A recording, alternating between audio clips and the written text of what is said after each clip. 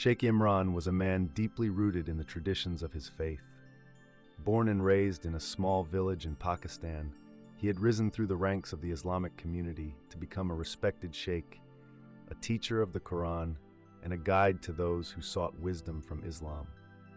His life was shaped by devotion to his beliefs. Every morning he prayed before the rising sun, leading his congregation in prayer, and every evening he would retreat to study the sacred texts, seeking deeper understanding. His days were filled with the rhythms of faith, a life lived by the strictures of the Qur'an and the Hadith, where every action was measured by Islamic law, and every thought was guided by the belief that Allah alone was the ultimate source of truth.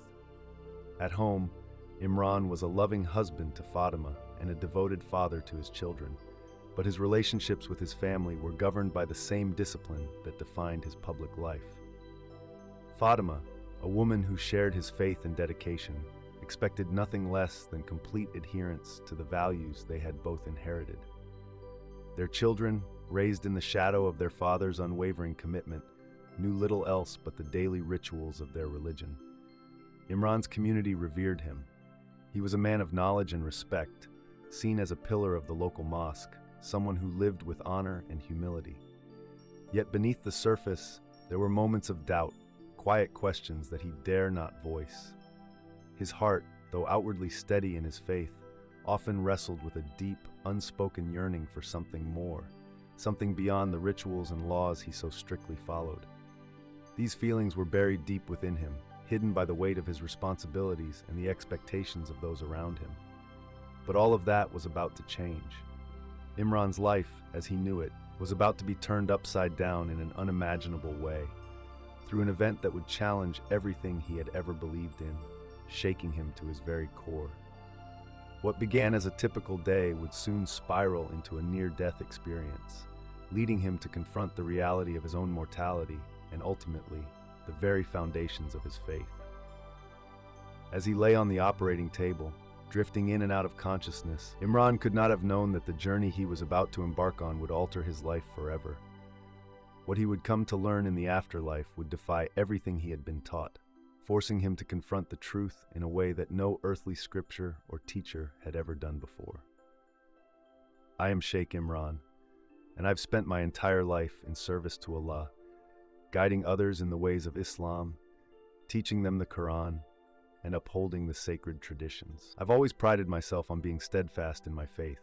My life was clear-cut: faith, family, duty, and it had always felt like I was walking a path that was both righteous and true.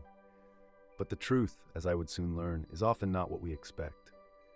It happened so suddenly one ordinary day when I found myself fighting for my life. I had been in a routine. There was nothing out of the ordinary that morning. I prayed as I always did and prepared for the day. But then, as I was traveling to the mosque to lead the morning prayer, I felt a sharp pain in my chest. It was like nothing I had ever experienced before, intense, suffocating, a pressure I could not shake. I remember gripping the steering wheel, trying to focus, but everything blurred. The world began to spin, and then darkness. The next thing I knew, I was standing outside my body. I couldn't comprehend what was happening. I saw myself, lying there on the cold hospital bed, surrounded by doctors and nurses. I could hear their voices, distant and muffled, but I couldn't move. I was detached, like a spectator in my own life. Panic surged within me. I tried to call out, but no sound came. My heart raced, and my thoughts swirled in chaos. Was this death? Was I truly gone? Then I felt it, something I could only describe as a pull, a powerful force tugging me away from the hospital room, from the body that once contained me. I was being drawn into a realm beyond this world. I could no longer feel the weight of my body, nor the burden of my earthly concerns. It was as if I was free, suspended in a void of darkness, yet surrounded by an overwhelming sense of peace. I couldn't describe it, but I knew this was not a place for the living. I didn't know where I was or what this place was, but I felt a presence. It was not unfamiliar, but neither was it entirely comforting. And then, before me, a light appeared, brilliant and blinding. I could not look directly at it, but I knew that it emanated from something or someone greater than anything I had ever encountered. The light spoke to me, though I cannot describe the words in a language I know. It was not a voice in the sense I understand, but more like a knowing that flooded my mind, a truth that was both undeniable and incomprehensible. I felt an overwhelming sense of judgment, of being seen, not just for my actions, but for my heart, my beliefs, my very essence. It was as if everything I had ever thought, believed, and taught was being laid bare before this presence. It was not cruel or condemning, but there was a clarity in that moment that shook me to my very core. I understood, in an instant, that all the knowledge I had, all the teachings I had followed, had been incomplete. There was something more, something greater beyond what I had known. The light drew closer, and I felt an immense love, a love I could not fathom, perfect, unconditional, and pure. It was the kind of love that made all else feel insignificant. I had never felt so seen, so understood. In that moment, I knew that this presence was not just a force of nature, but a person, a being. A man whose love transcended time and space. I felt his presence in every fiber of my being. And then I heard it, a name, not in speech, but in a deep, resonant truth that filled the very air. Jesus. I did not understand. How could it be Jesus? My entire life had been dedicated to Allah and the teachings of Islam. Jesus was not the way in my understanding. Yet, in the presence of this overwhelming light and love, I could not deny the truth of his name. He was not a prophet, as I had been taught. He was not a mere messenger. He was something more, a savior, a divine being who had come to offer grace and redemption. At that moment, I felt a flood of emotions, confusion, disbelief, but also a deep sense of knowing. I had never experienced anything like this. I was torn. My faith, my entire life had been built on the foundation of Islam, on the teachings I had known so well. But now, faced with this truth, I felt the earth beneath me shift. The life I had lived, the beliefs I had held so tightly, seemed like shadows in the light of what I was experiencing. It was as though the very ground I stood on was crumbling beneath me, leaving me exposed to something I could not yet fully understand. I wanted to resist, to retreat back to the safety of what I knew. But in the face of this presence, I could not. I was shown the truth, unshakable, undeniable, yet terrifying in its magnitude. I awoke, gasping for air, back in my body, back in the hospital room. The doctors were surrounding me, but I could hardly focus on them. I couldn't shake the experience. My heart raced and my mind reeled from what had just happened. Could it have been a dream, a hallucination? But no, it felt too real, too powerful. I was changed, even though I didn't yet understand how. The days that followed were a blur. I couldn't think straight. I had returned to my body, but not to the life I had known. It felt as though I had been given a glimpse into another world, a truth so profound, so disorienting, that it left me adrift in a sea of confusion. I couldn't stop thinking about the light, the love, the name that echoed in my mind, Jesus. It was a word I had never before allowed myself to truly consider, not in the way I had experienced it now. Growing up in the heart of Islam, I had always been taught that Jesus was a prophet, a revered figure in our faith, but nothing more. He was not the Son of God, he was not divine. He was a man, a prophet among many, sent to guide people back to Allah. To me, he was nothing more than a figure in a distant past, a shadow of a story that didn't concern me. But in that moment, when I stood before the light, it was different. The truth of who he was pierced through everything I had ever known. Jesus wasn't just a prophet, he was the Savior, the living Word, the very embodiment of God's love. The message of grace, of redemption, that I had always heard about in vague theological terms, suddenly became real, undeniable. I had never known this kind of love, this kind of truth, and I was torn. In the days that followed, I began to wrestle with myself. I didn't know who to talk to. My family, my community, they would never understand. My wife, Fatima, would be devastated. She had always been a devout Muslim, as committed to Allah's teachings as I had been. She would never accept this truth that now felt like the very air I breathed. How could I explain to her that everything I had believed, everything I had lived for, had been changed in an instant? I started to isolate myself. I couldn't speak to my closest friends, especially Jamal. He was a fellow sheikh, my companion in the mosque. He had always admired my knowledge, my dedication. He looked up to me. How could I face him knowing that my faith, everything I had taught him, had been turned upside down by an encounter with a man I had always considered a mere prophet? The shame weighed on me heavily. How could I betray the very foundation of my life, my family's life. How could I leave behind the teachings of Islam that had shaped me, that had shaped all I knew? But then, the moments of peace, of love, returned. In the quiet of the night, when I was alone with my thoughts, I could still feel the presence of that light. The love I felt in that place, the overwhelming grace, it was something I could not unfeel. I had been given a glimpse of something so much bigger, so much truer than anything I had ever been taught. It was as if I had touched eternity. But the fear crept in again. If I chose to embrace this new truth, it would cost me everything. My position, my respect, my community, my family, none of it would be the same. I could not simply return to the way I had been. This was not a decision I could take lightly. The weight of the truth felt like a burden that would crush me. It was not just a matter of belief anymore. It was a matter of identity. I had lived my entire life as a sheikh. Who would I be without this role, without these beliefs?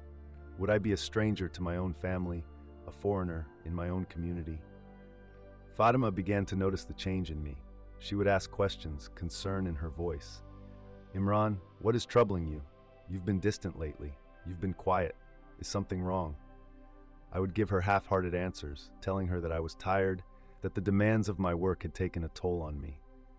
But the truth was far more complicated. I didn't know how to tell her that I had encountered a truth so radically different from the one we had built our lives on.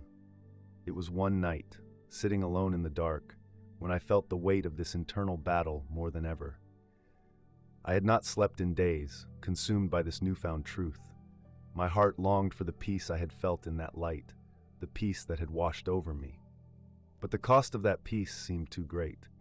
I could not imagine what would become of me if I chose this path, if I chose Jesus. Yet in the quiet, a question echoed in my mind. If this truth is real, how can I deny it? How can I ignore what I know in my heart? I didn't have an answer. I only had the fear, the weight of everything I stood to lose. But in my heart, I knew this was no ordinary feeling. This was not a mere temptation or fleeting thought. It was a calling. I wasn't sure where this journey would lead, but I knew it would be a journey I could not turn away from. The days continued to pass, and the internal struggle grew heavier. My thoughts were a whirlwind, and I felt a deep tension in every part of me. How could I reconcile what I had experienced with the life I was leading? How could I ignore the truth that had been revealed to me so powerfully? Then one evening, something happened that changed everything. It came without warning, as if it were meant to be the final piece that would shatter the world I had known. I was in the mosque, sitting alone, reflecting on the teachings of the Qur'an. I had been studying late into the night, trying to find answers that would make sense of everything I was feeling. But no matter how hard I searched, I could not escape the reality of what had been revealed to me. The name Jesus echoed in my mind, and I knew it was not just a passing thought. It was something deeper, something real. I stood up, walked outside the mosque, and found myself in the quiet of the night. The cool air brushed against my face as I walked aimlessly through the narrow streets of the village, lost in my thoughts. I could feel the tension in my chest, the fear of the decision that lay ahead, but I couldn't stop myself from moving forward. And then, in the distance, I saw something that I could not have explained even if I tried. It was a figure, standing alone in the darkness. The figure was bathed in a light that seemed to come from nowhere, a soft, glowing presence that illuminated the path ahead. I stopped dead in my tracks. The figure did not speak, but I felt an overwhelming sense of peace wash over me, the same peace I had felt in that otherworldly realm. I walked toward the figure, my heart pounding in my chest. I did not know who or what it was, but I felt compelled to approach. As I drew closer, the figure's face became clearer, and in that moment, I saw something that took my breath away. It was the face of Jesus. Not in a vision, not in a dream, but standing before me, as real as the ground beneath my feet. His eyes were filled with compassion, love, and understanding, the kind of love I had never known in this world. There was no judgment in his gaze, only an invitation to something greater, something beyond the fear and uncertainty that gripped me. I fell to my knees, overwhelmed by the presence before me. The words that escaped my lips were not of my own making. They were the cry of my soul, desperate for understanding, for peace, for truth. "Lord Jesus, what do you want from me?" The figure reached out a hand, and as I took it, I felt a warmth spread through me, more powerful than any feeling I had ever known. It was as if everything within me, all my fears, doubts, and struggles, melted away in his touch. The pain of the conflict I had been carrying for days seemed to vanish. I was filled with a sense of knowing, as if in that moment I understood everything that had been hidden from me. The light around Jesus intensified, and I heard a voice, not in words but deep in my spirit. "I have called you, Imran. Follow me, and you will find the truth that leads to life." In that moment, I knew I had encountered not just a figure from history, but the very Son of God. The profound revelation I had been seeking had come to me directly. It wasn't something I could explain to anyone, not yet, but it was undeniable. My life, my beliefs, my very purpose had been redirected in a way I could never have anticipated. When I opened my eyes, the figure was gone. The light faded, and the street was once again dimly lit by the glow of the lanterns. But the sense of peace and understanding remained. I knew that this was the turning point, the moment where I could no longer turn back. I had been given a choice, and now, more than ever, I understood that this journey was no longer just about me. It was about a greater truth, a truth that had the power to change not only my life, but the lives of everyone around me. In the days following my encounter with Jesus, the weight of what I had experienced began to settle in. The initial sense of awe and peace had given way to the harsh reality of what this revelation would mean for my life. It was not just a matter of belief, it was a matter of identity, of everything I had built my life around. And now, I knew I had to face the consequences of the decision I was being called to make. Fatima was the first to notice the change in me. At first, it was subtle. I had always been a man of routine, prayers at certain hours, meals with the family, quiet nights of reflection. But now, I was restless. I found it difficult to focus during prayer, as though something greater was calling to me, pulling me in a direction I couldn't quite grasp. Fatima would glance at me with concern, but I could not bring myself to speak to her yet. How could I tell her what had happened? How could I explain the depth of my spiritual transformation when I myself barely understood it? One evening, she came to me while I was sitting alone in the courtyard, looking at the stars. "Imran," she said, her voice gentle but laced with concern, "you are not the same. What is going on with you? You've been distant. You don't pray the same way anymore. Your mind seems elsewhere." I turned to face her, guilt rising in my chest. I wanted to tell her everything, to tell her about the light, about Jesus, about the truth that had been revealed to me. But the words wouldn't come. I didn't know how to explain it, and even if I did, would she understand? Would she accept it? Or would she see me as a man who had lost his way? "I'm just tired, Fatima," I said, trying to mask the turmoil inside me. "It's nothing. I just need time to think." But she wasn't convinced. She pressed on. "You're hiding something from me, Imran. I know you. You've always been open with me about everything. Why are you shutting me out now?" Her words cut deeper than I expected. I loved Fatima. I had dedicated my life to her, to our family, and to our shared faith. But now, it felt like everything was shifting beneath my feet. Could I still be the man she had married? The man who had led her in prayer, who had stood with her through all the trials of life? Or had I become someone entirely different? The following days were marked by tension. I tried to push the thoughts of Jesus away, but they lingered, like a shadow following me wherever I went. I would hear his name in my mind, see his face in my thoughts, and feel that undeniable pull towards something greater than myself. But every time I thought about stepping forward, fear gripped me. I spoke with Jamal, the other sheikh, about my internal struggle. He was the one person I could always turn to, the one who knew the depths of my heart. I trusted him completely, or at least I thought I did. He had been by my side for years, helping me in my work, supporting me in the mosque, and guiding our community together. "Jamal, something is happening," I confessed one night, sitting in the small office at the mosque. "I don't know how to explain it, but I'm changing. The things I've always believed, the things I've taught others, it's all being questioned." He looked at me with concern, but there was something in his gaze that made me uneasy. "What do you mean?" he asked. "Is this about the teaching of the Qur'an? Are you doubting our faith, Imran?" The question hit me like a blow to the chest. I had never doubted our faith, not once. I had always believed with everything in me. But now I couldn't ignore what I had seen, what I had felt. I can't explain it, I said, my voice cracking slightly. But I feel like there is something beyond what I've known, something more, and I'm afraid of what that means. Jamal leaned forward, his expression softening. You're not making sense, Imran. You've always been steadfast, but this is dangerous. You cannot abandon our faith, our traditions. You know what the Qur'an teaches. You cannot turn away from that. His words were harsh, but they were filled with concern. He couldn't understand. How could he? He had never felt what I had felt. He hadn't seen what I had seen. But his resistance only made the internal battle more intense. I knew what I had encountered was real, but I also knew that the path ahead would not be easy. The more I tried to talk about my experience, the more isolated I became. Jamal's words lingered in my mind, but so did the presence of Jesus, calling me forward, inviting me to something more. Fatima was quieter now, her eyes filled with a mix of concern and confusion. She had heard whispers in the community, rumors about my strange behavior. There was talk that I was losing my way, that I was drifting from the teachings of Islam. But there was no one to talk to, no one who would understand. It was as if the world I had once known was slipping away, and I was being pulled towards something else entirely. The more I thought about it, the more I realized that I was standing at a crossroads. I couldn't stay where I was, caught between two worlds, two truths.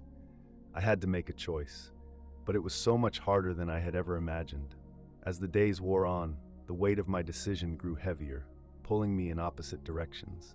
It wasn't just the internal struggle between the life I had known and the truth that had been revealed to me. It was the world outside, the pressure from everyone around me that began to close in. The first subtle challenge came from my own family. While Fatima had been the one to notice the changes in me, it was my children who began to feel the shift in the household. My son, Omar, who had always looked up to me as a strong figure of authority and guidance, started to act differently around me. He was just 8 years old, but children are more perceptive than we give them credit for. He had always been a sweet boy, eager to please, but now he seemed withdrawn. One evening, as we sat together at the dinner table, he asked me a question that struck me to my core. "Baba, why do you look so sad now? You always used to smile more." His innocent question hit me like a hammer. I had tried to hide my internal struggle from him, but it was clear that my son had sensed the change. I didn't know how to answer him. How could I explain to an 8-year-old that his father was no longer sure of the very beliefs that had shaped his entire life? That I had seen something so real and so overwhelming that it had shaken everything I had ever taught him. I took a deep breath and forced a smile, trying to reassure him. "I'm just tired, Omar. I'll be all right, inshallah." But as I looked into his wide, trusting eyes, I knew I couldn't keep this up forever. Omar deserved a father who was certain, who knew the way. But I wasn't that man anymore. And the guilt that came with this realization weighed heavily on me. The tension was also building in the mosque. My colleagues, the other imams, had started to notice my erratic behavior. I was still performing my duties, leading the prayers, teaching the community, but something was missing. They could see that my heart wasn't fully in it anymore, that my mind was elsewhere. One of the senior imams, Sheikh Abdul, whom I had always respected, called me into his office one afternoon. His stern gaze made my stomach churn. I had always admired his deep knowledge of the Qur'an, his unwavering faith. He had been a mentor to me, but now there was a distance between us that I couldn't bridge. "Imran," he said, his voice low, "there are rumors. People are saying that you've been questioning your faith, that you're not the man we thought you were." His words were like a slap in the face. How could he say that? How could he think that I, of all people, would abandon what I had spent my life defending? But even as I tried to defend myself, I felt the truth gnawing at me. I had been questioning everything.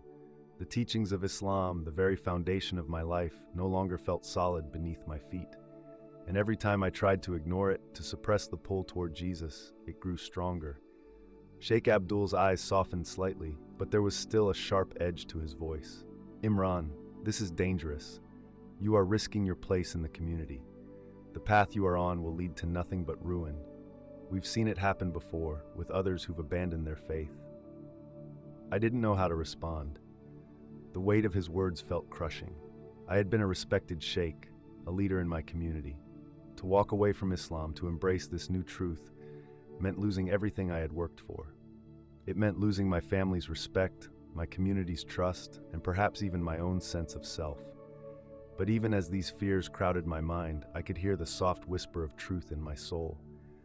Jesus was not just a prophet, he was the Son of God, the Savior who had come to offer me grace and redemption. And the choice before me became ever more pressing. Meanwhile, the pressure from Fatima grew. I could see the pain in her eyes every time we spoke. She had heard the rumors too. She knew that something was wrong, that I had changed in a way that she couldn't comprehend. One night, she confronted me in the kitchen, her voice barely above a whisper. "Imran, you're scaring me. I can't keep living in this uncertainty. I need to know what's going on. I need you to tell me the truth." Her words broke through the facade I had built. I could no longer hide from her. But even as I opened my mouth to speak, I hesitated. What would I say? How could I explain everything that had happened, everything I was feeling? Would she understand?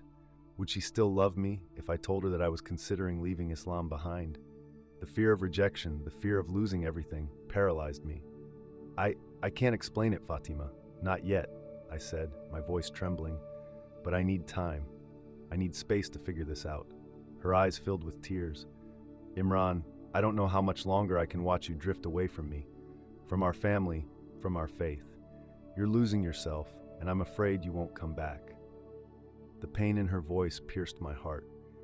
I wanted to comfort her, to tell her that everything would be okay, but deep down, I knew it wouldn't be.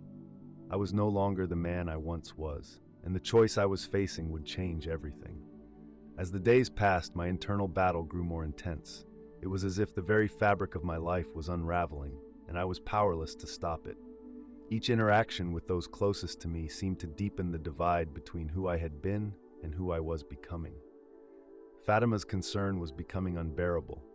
She no longer asked questions. She just watched me, as though waiting for me to come to some resolution, but I didn't have one to offer.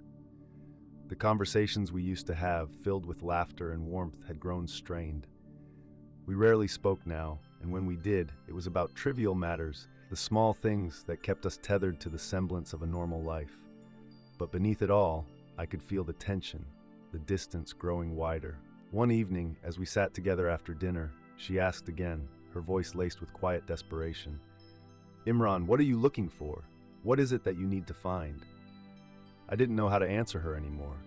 The answer was simple, but the weight of it was anything but. I was looking for truth, for meaning, for something beyond what I had always known, but I couldn't say those words to her. How could I? They would only deepen her fear, her confusion. "I'm not sure, Fatima," I said, my voice barely above a whisper. "But I feel like I'm being led to something more. I need to figure it out on my own." Her eyes softened, but I saw the tears beginning to form. "I'm afraid of losing you, Imran.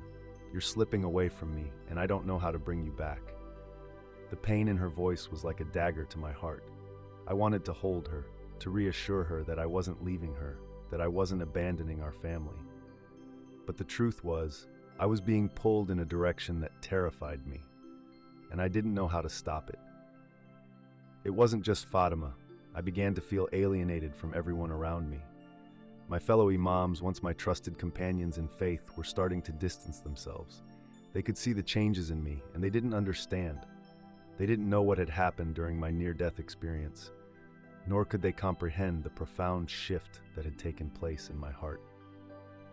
One day, after leading a prayer, I stayed behind to speak with Sheikh Abdul, hoping for some guidance. He had been my mentor, the one person I thought would understand, but his stern gaze as I approached him made me hesitate.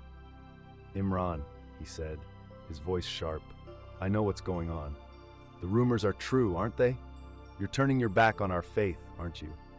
The words struck like a blow, and I recoiled inwardly. This was it, the moment when the truth would come out, when the chasm between us would become impossible to bridge. But I had to speak it. I had to tell someone, even if it meant losing everything.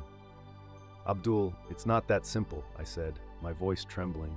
I've seen something that has changed me. I can't explain it all yet, but it's real. I know it's real. He looked at me with a mixture of disbelief and concern. You don't know what you're saying, Imran. This is heresy. You're playing with fire. Do you think the truth you've found is greater than what we have here? Than what the Prophet Muhammad taught us? I felt the weight of his words, but I also felt the truth in my heart. I couldn't deny what had happened. I couldn't pretend that the encounter with Jesus, with the love and peace he had shown me, was a lie. But as I tried to explain, Sheikh Abdul's expression hardened. He wouldn't listen. He couldn't. His whole life had been built on the certainty of the teachings of Islam, and he could not fathom the idea of someone like me, someone he had once considered a peer, turning away from everything. I know what I've felt, Sheikh, I said softly. But you won't understand. Not now. I don't expect you to. His face was filled with a deep sadness, but his voice remained firm. Imran, you've lost your way. I pray you come back before it's too late. The words stung, and I could feel the weight of his judgment, the finality in his tone. It was clear that for him, my path was one of damnation. There was no room for understanding, no space for reconciliation. He had made his choice, and so had I. The emotional toll this took on me was immense. Every conversation, every encounter seemed to be a constant reminder of the fracture that was growing between me and the world I had once known. But the pull of Jesus, the truth he had shown me, was not something I could ignore. It was a fire in my soul, burning brighter with each passing day. Yet the deeper I went into my spiritual journey, the more isolated I became. Fatima, my children, my friends, and my colleagues, everyone was pulling away, either out of concern or judgment. I was walking a path that no one else could follow, and in the process, I was losing everything I had ever known. But even in the depths of this isolation, there was something else. A peace, a hope, a certainty in my heart that could not be shaken.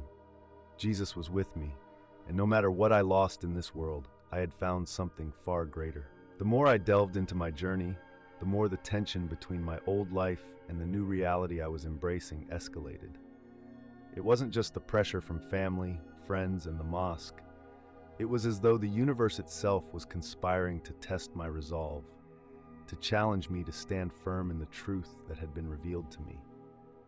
One evening, as I sat alone in my study, trying to make sense of the whirlwind of emotions and thoughts swirling within me, something unexpected happened. I had been praying silently, asking God to show me the way, to guide me through this turmoil. But instead of the quiet prayer I had expected, a sudden, vivid vision overwhelmed my senses. In an instant, I was no longer in my study. I was standing in a vast, open field, bathed in an ethereal light. The sky above me was a brilliant blue, and the air around me was filled with an overwhelming sense of peace. And there, standing before me, was Jesus, radiating love and compassion. His presence was unlike anything I had ever experienced before, and I felt as though I was standing in the very presence of God himself. He looked at me with such warmth, such understanding, that it was as if he had known me my entire life. His eyes, full of mercy and grace, seemed to pierce straight into my soul, laying bare all the hidden struggles and doubts I had been carrying. "Imran," he said, his voice gentle but powerful, "do not be afraid. You are on the right path. The truth you are seeking is here, with me." I wanted to speak, to ask him all the questions that had been swirling in my mind, but no words came. I simply stood there, overwhelmed by his presence, feeling the weight of his love wash over me. The vision faded as quickly as it had come, leaving me breathless and shaken. I looked around, disoriented, finding myself once again in the familiar surroundings of my study. But the vision had left an indelible mark on me. I had seen him. I had felt his love, his presence. There was no doubt in my mind that this was not just a figment of my imagination. This was real. As I sat in stunned silence, trying to comprehend what had just occurred, I knew that my path was becoming clearer. Jesus was calling me, and no matter how much I tried to deny it, I could no longer ignore his invitation. But as the days passed, the tension in my life continued to rise. Fatima noticed that I was becoming more distant, more lost in my thoughts. She was trying so hard to reach me, to pull me back to her, to the life we had once shared. But each time she asked about my faith, about the changes in me, I could only give her vague answers, unable to fully explain what was happening inside me.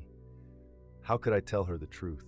How could I explain that I was being drawn away from Islam and towards something I knew she would never understand? It wasn't just Fatima who was noticing the change. There were whispers in the mosque. The other imams, once my friends and colleagues, had started to question my behavior.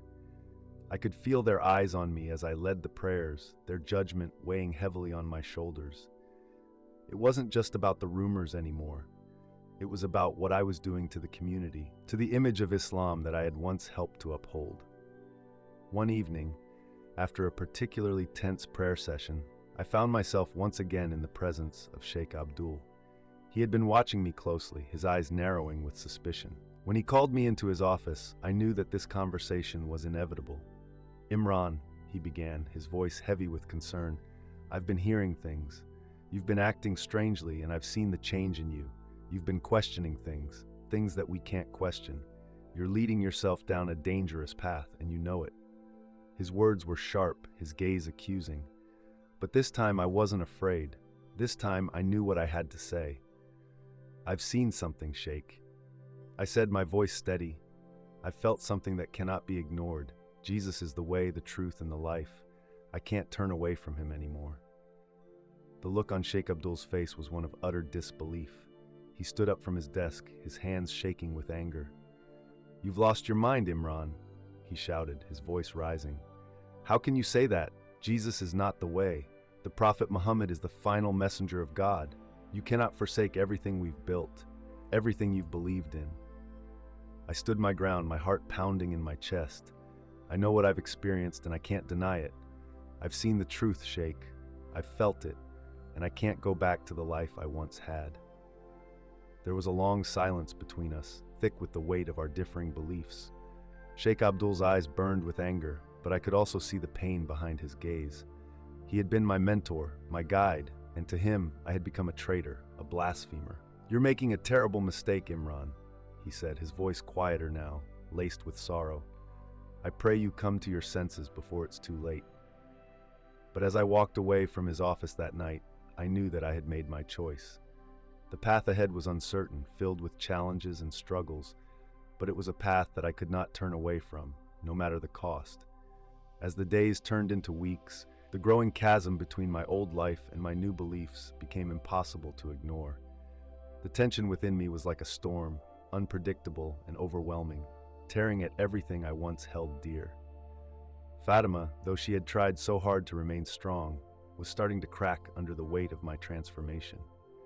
She had seen me change before her eyes, and with every passing day, it was as if the man she had married was slipping further away.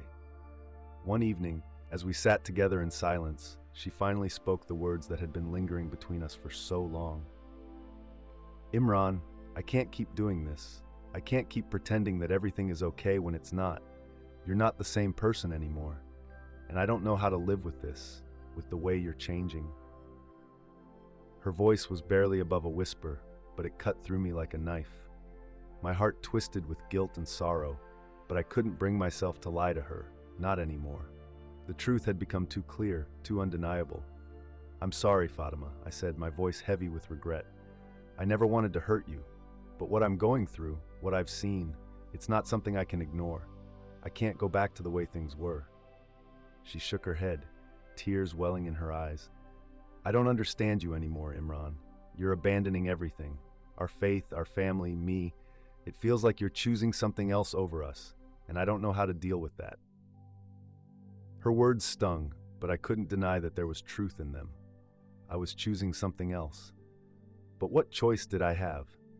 The love and peace I had felt in Jesus' presence were not something I could just walk away from, no matter how much I wished to ease her pain. That night, I left the house to clear my head. I wandered the streets aimlessly, feeling the weight of everything bearing down on me. It was as though every step I took was taking me further from the life I had known and closer to a future that was uncertain and unknown. As I walked through the quiet streets, I was approached by someone unexpected. Ahmed, one of my old friends from the mosque. He had been distant lately, no longer calling or stopping by, and I hadn't seen him for weeks. But there he was, standing in front of me, his face etched with concern. "I've been hearing things about you, Imran," Ahmed said, his voice cautious. "People are saying you're losing your mind, that you're abandoning Islam." I felt a pang of frustration, but quickly swallowed it. I knew that the rumors were spreading, and I couldn't deny the reality of what had been happening. But I wasn't prepared to engage in an argument, not with him, not now. "A lot has changed," I said quietly. "I'm not abandoning Islam, Ahmed, but I've found something that I can't ignore. I've found the truth in Jesus, and I know that may not make sense to you, but it's real. It's not something I can walk away from." Ahmed's eyes narrowed, and for a moment I thought he might reject me outright, but instead he hesitated. "Imran, you know how serious this is, don't you? You're not just questioning your faith, you're questioning everything we've been taught, and you're going to make enemies. People will turn against you." "I know," I replied, feeling the weight of his words, "but it's not about making enemies. It's about following the truth, even if it costs me everything." He didn't say anything for a long time, his face a mixture of concern and confusion. Finally, he spoke again, his voice softer. "I don't understand it, but I can't just leave you like this. I'll pray for you, Imran, that you'll find peace, even if it's not the peace I've always known."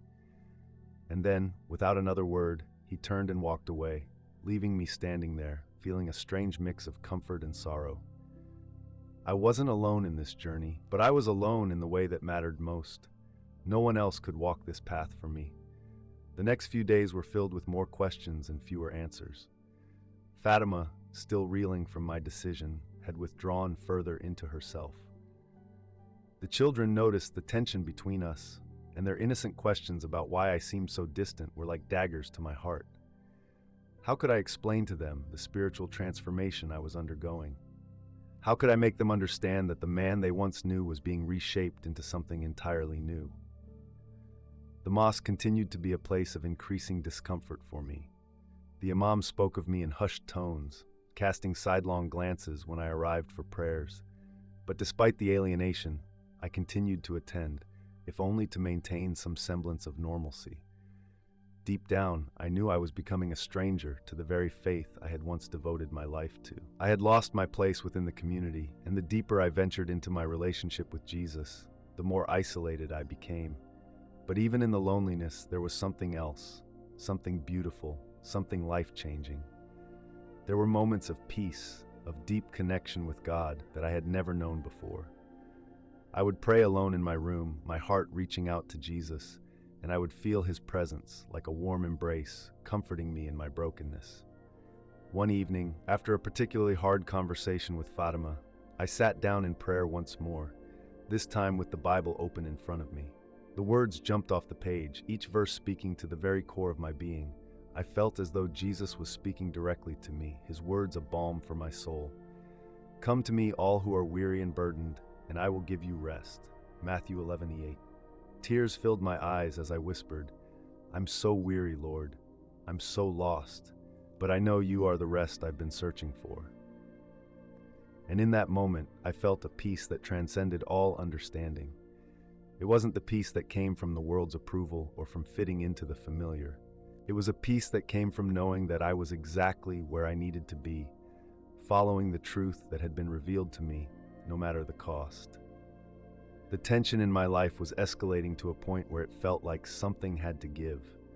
I had lost the support of my family, my friends, and my community, and the weight of it all began to crush me. But even in the midst of this, I knew one thing for certain. The truth I had found in Jesus was not something I could turn my back on. One afternoon, while I was sitting alone in my room trying to gather my thoughts and pray, the phone rang. It was Fatima. I could hear the tremor in her voice as she spoke, and something in me instantly tensed. "Imran, we need to talk," she said. "Please, come home now." I could hear the urgency in her tone, and my heart sank. There had been so many strained conversations over the past few weeks, but this one felt different, more desperate. I knew it was the culmination of everything that had been building up between us. I drove home in silence, my mind a whirlwind of thoughts. What was she going to say? Was this the end of our marriage? Would she finally give me an ultimatum, choose between her and my new faith? When I arrived, Fatima was sitting in the living room, her face pale and drawn. The children were in their rooms, thankfully unaware of the tension that hung thick in the air. As I sat down beside her, I could see the storm brewing in her eyes, the silent tears that had accumulated over weeks of pain and confusion. "Imran," she began, her voice barely above a whisper, "I can't do this anymore. I can't keep pretending that everything is okay when I feel like I'm losing you. I don't know what's happening to you, but it's tearing me apart." Her words hit me harder than any I had heard before. I wanted to explain, to make her understand, but the words caught in my throat. How could I explain something so deep, so personal, to someone who had never shared the same experience? "You're not the man I married," she continued, her voice breaking. "I don't know who you are anymore, and I don't know if I can keep living this way." Her pain, her fear, it all poured out in that moment, and I could feel my heart breaking in response. But at the same time, there was something else, something I had been suppressing for weeks. A decision that had been lingering in the back of my mind, waiting for the right moment to make itself known. "I'm sorry, Fatima," I said, my voice thick with emotion. "I never wanted to hurt you, but I can't turn away from what I've found. I can't ignore Jesus, the truth I've seen. I've tried to hold on to everything, but I can't go back." The silence that followed was deafening. She stared at me, disbelief and sorrow etched on her face. And in that moment, I saw the full weight of what I had lost. Fatima, my partner, the mother of my children, was slipping through my fingers. The life I had built, the dreams we had shared, it was all unraveling in front of me. "You've made your choice, haven't you?" she asked, her voice flat and cold. "I have," I replied softly. "I love you, Fatima, I always will. But I love Jesus more. I have to follow him." Her eyes filled with tears, and she stood up abruptly, pacing the room as if trying to make sense of everything.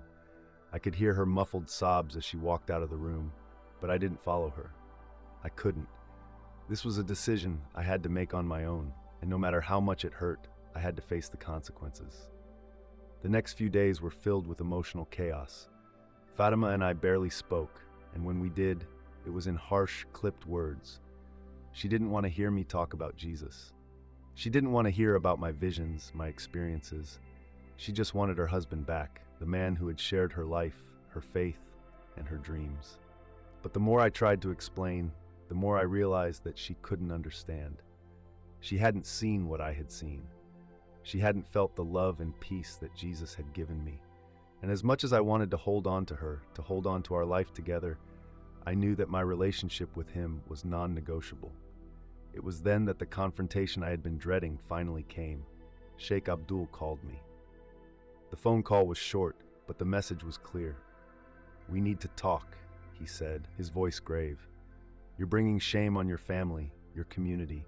You're straying from the path. If you don't come back to Islam, there will be consequences. You'll be excommunicated. You'll be a pariah." The words hit me like a punch to the gut. I had always respected Sheikh Abdul, but now he was threatening me, trying to force me back into a life that no longer made sense, a life I couldn't return to. "I can't go back, Sheikh," I said, my voice shaking but resolute. "I found the truth in Jesus, and I can't deny him." There was a long pause, and then his voice dropped to a whisper. "Then you've made your choice. But know this, you will lose everything.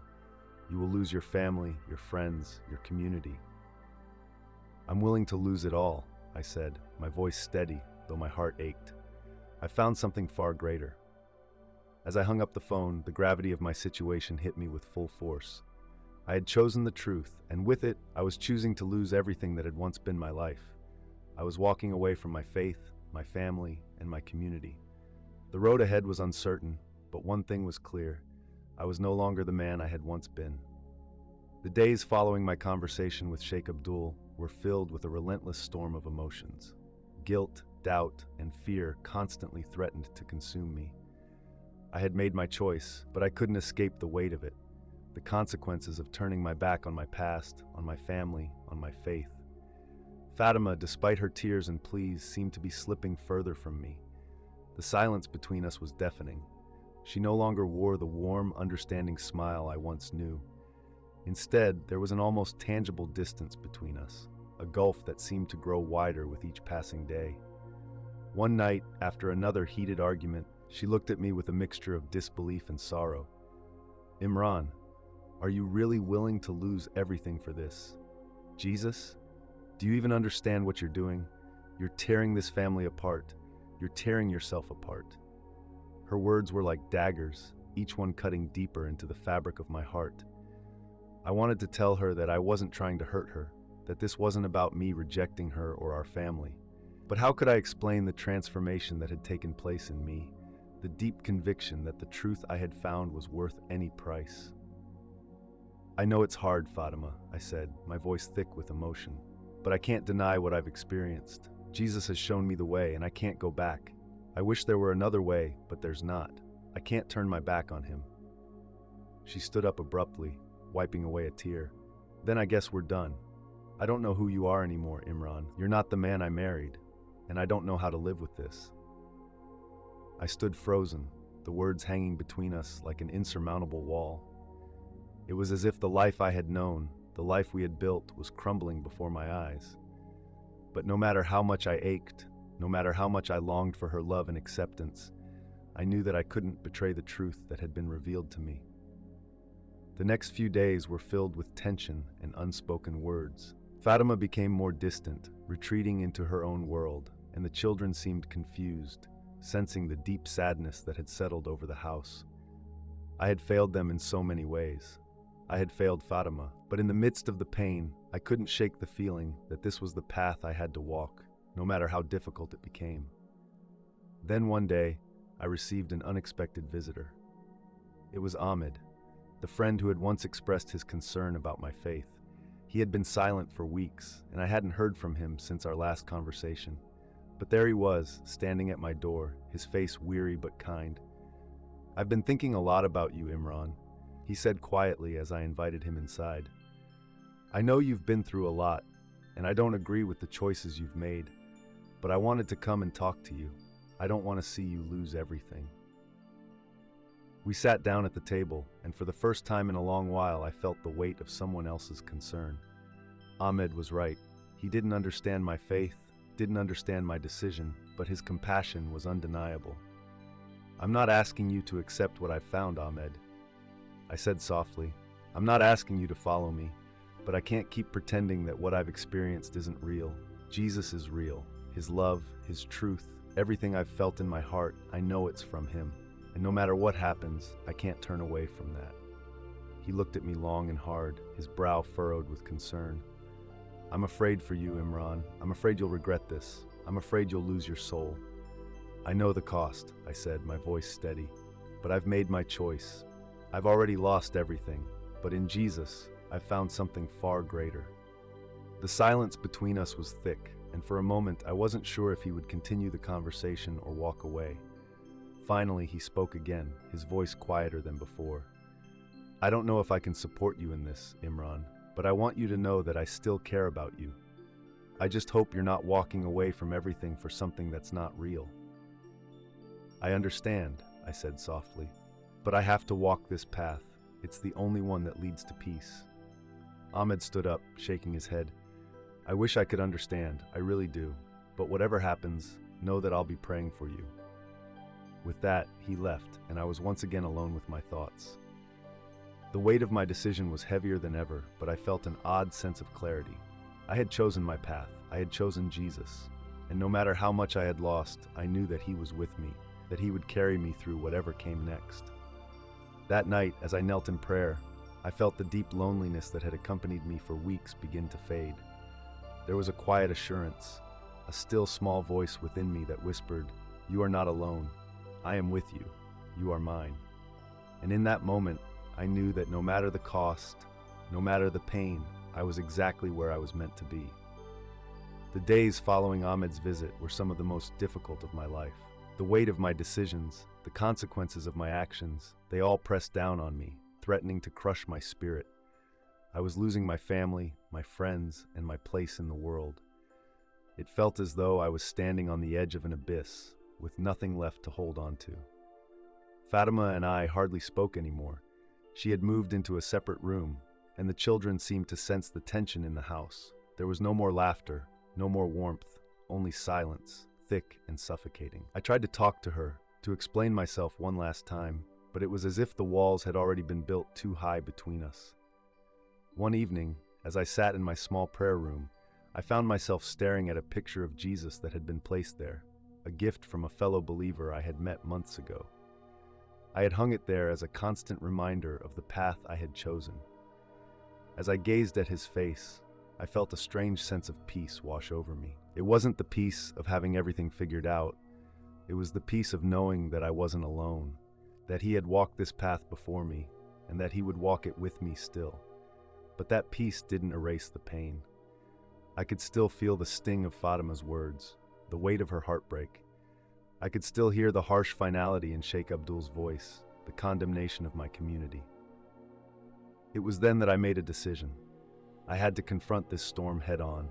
I had to face the ultimate test of my faith, the trial that would either solidify my commitment to Jesus or drive me back into the comfort of the life I had known. The opportunity came sooner than I expected. I had received a letter from my father, an unexpected communication. For weeks I had been completely cut off from him, from my family. But now this letter, the contents were direct and harsh. Imran, you have dishonored us. You have rejected your heritage, your family, and your faith. You must come home. If you do not return to Islam and repent for your apostasy, you will be disowned. You will have no place in this family, in this world.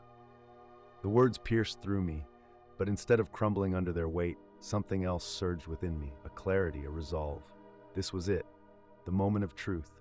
My family, my community, my father, they were all asking me to return to the old life, but I couldn't. I had seen the truth, and I had embraced it. I knew what I had to do. I called Fatima into the living room and sat her down. The children were playing quietly in the other room, blissfully unaware of the gravity of the moment. Fatima, I began, my voice shaking but firm. I love you, and I always will, but this is who I am now. I can't go back, not for you, not for anyone. Jesus has shown me the way, and I can't deny him anymore. She looked at me, her eyes brimming with tears, her face a mixture of pain, confusion, and anger. You don't understand, Imran, you're destroying us. You're destroying yourself. You're choosing something that will cost you everything, your family, your future. I know, I replied, my voice steady despite the storm in my heart. But I've already lost everything. What's left is the truth, and I'm not going to turn away from it. Fatima stood up, her hands trembling as she wiped away the tears. Then I guess this is it. You've chosen your path, and I've lost you. I wanted to reach out to her, to hold her, to make her understand. But I couldn't. This was the hardest part, knowing that the love of my life, the woman who had shared my world for so long, couldn't walk this journey with me. As Fatima left the room, the finality of it all hit me. I had chosen Jesus, but I had lost so much in the process. I had lost my family, my community, my life as I had known it. And yet deep down, I knew that this was the only path that mattered. I knelt to pray, the weight of my choices pressing heavily on my chest. Lord, I whispered, I have given everything, but I know you are with me. I know you will carry me through this. I will not turn back. Not now, not ever.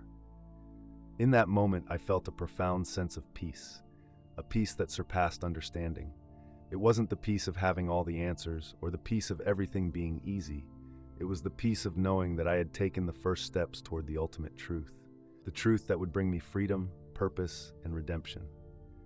I didn't know what the future held. I didn't know what would happen to my marriage, my relationship with my children, or my place in the world. But I knew one thing for sure, I was not alone. Jesus was with me, and no matter what came next, I was ready to face it.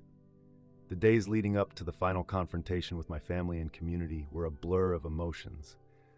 I was no longer the man I once was, yet I wasn't sure who I had become. I had stepped into a new life, but it was filled with uncertainties. I had lost so much, yet in my heart I felt something growing stronger, something deep and unshakable. It was one fateful evening that the final confrontation arrived, the day I had feared and anticipated in equal measure. My father, enraged by my apostasy, had sent for me to meet with him in person. The tension in my body was palpable as I prepared to face him. I knew that this meeting would determine everything, whether I would be completely cast out or whether there was a chance to reconcile. Fatima, the children, and I traveled to my father's house. The air was thick with the weight of our unspoken words. I couldn't stop the nervous tremor in my hands, the ache in my chest as we pulled up to the large, imposing gate. This was the home I had grown up in. These were the walls that had once sheltered me in comfort and security. But I no longer belonged here. We were led inside by one of my younger brothers, whose face was a mixture of confusion and frustration. "Father wants to speak to you alone," he said, his voice tight with anger. My father sat at the head of the table, a position of authority as always. His stern eyes locked onto me as I entered the room. The years of respect I had once held for him seemed distant now. This man, my father, was no longer the one I revered. He was the one who would condemn me, reject me, and cast me aside because of the path I had chosen. "Imran," my father said, his voice cold and firm, "I've given you every chance to return to the truth, to the path that our ancestors have walked for centuries. But you have chosen to betray all that we are. You've chosen the lies of a foreign religion, one that has led you to abandon your family, your faith, your identity." I could feel the fire rising within me, a mixture of sorrow and righteous indignation. But I didn't let it overtake me. I was not here to argue or to convince him. I was here to stand firm in the truth that had been revealed to me.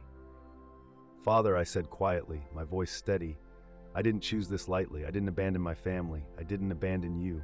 What I've found in Jesus is the truth, the way to peace, to salvation. I cannot go back, no matter the cost." His face twisted in anger. "You are lost to me. You are lost to all of us. You've chosen a path of destruction, Imran, and I will have no part in it." At those words, something inside me broke. But it wasn't the kind of breaking I had feared. It wasn't despair or defeat. It was a release. In that moment, I realized that I had already let go. I had already given up my old life, my old identity. My father could no longer hold me captive with his expectations or his anger. "I understand, Father," I said softly, "and I accept it. But I want you to know that I love you. I always have, and I will pray for you. I will pray that one day you will come to see the truth too." For a long moment, we sat in silence. My father's gaze never left me, his face hard as stone.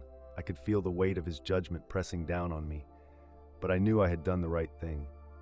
Just as I began to turn away, something inside me stirred, a whisper, soft yet undeniable. I looked up and saw my younger brother, Hassan, standing at the door. His eyes were filled with tears, his expression a mixture of anguish and longing. "Hassan," I whispered, my heart aching for him. "I can't just let you go like this," he said, his voice thick with emotion. "I've been watching you, Imran. I've seen the change in you. I've seen the peace that you have, the joy that doesn't make sense. I don't understand it, but I can't ignore it anymore." Tears welled up in my eyes as I reached out to him. "Hassan, I didn't want to hurt anyone. I didn't want to lose you, or father, or anyone. But I can't turn away from what I know is true, and I will keep praying for you." He hesitated for a moment, then walked toward me, embracing me tightly. It wasn't the reconciliation I had hoped for, but it was a beginning, a flicker of light in the darkness. Maybe one day he would join me on this journey. Maybe one day we would all be reunited in the truth. As we stood there, holding each other, I felt a surge of gratitude and love. It wasn't about the losses anymore. It wasn't about the people I had left behind. It was about the truth that had set me free. And as long as I had that, I had everything. As I look back on everything that has led me to this point, I realize how much I've changed. The man I was, the sheikh, the husband, the father, seems like a distant memory now. I have been through so much in this journey, so many trials, so many losses, but also so much growth, healing, and transformation. The path hasn't been easy, and there are still moments of doubt and pain, but I can say, with complete conviction, that I have found the truth. Jesus has become my Savior, my Redeemer, and my friend. In Him, I've found a peace that surpasses understanding, a purpose that gives meaning to my life. I no longer feel trapped by my old identity, by my past mistakes, or by the expectations of those around me. The weight that once pressed down on me, the fear of rejection, the longing to belong, it's all been lifted. The road ahead is uncertain, and the consequences of my decisions are still unfolding.